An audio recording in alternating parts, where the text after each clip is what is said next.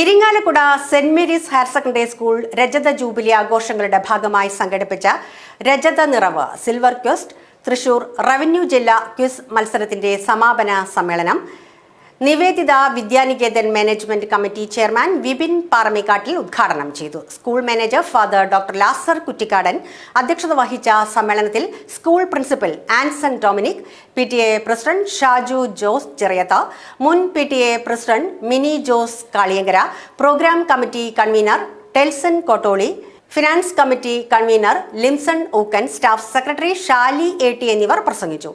School first assistant Sheeja quiz മത്സരത്തിന് നേതൃത്വം നൽകി. തൃശൂർ ജില്ലയിലെ വിവിധ സ്കൂളുകളിൽ നിന്നും തെരഞ്ഞെടുക്കപ്പെട്ട 19 ടീമുകളാണ് മത്സരത്തിൽ പങ്കെടുത്തത്. Irinjalakuda government girls higher secondary school, national higher secondary school, Irinjalakuda saint Antony's school, Mala എന്നിവർ യഥാക്രമം 1, 2, 3 സ്ഥാനങ്ങൾക്ക് അർഹരായി.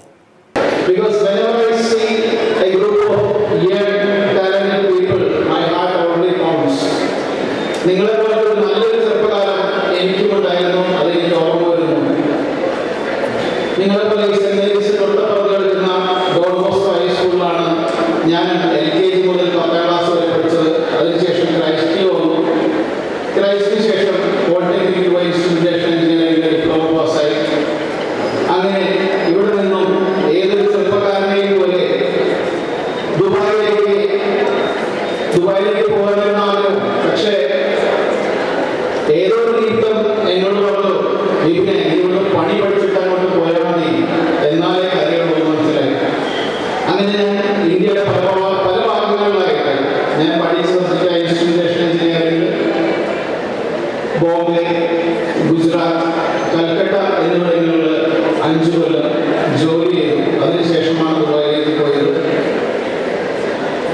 Why I am telling you all this? കാരണം you all have dreams.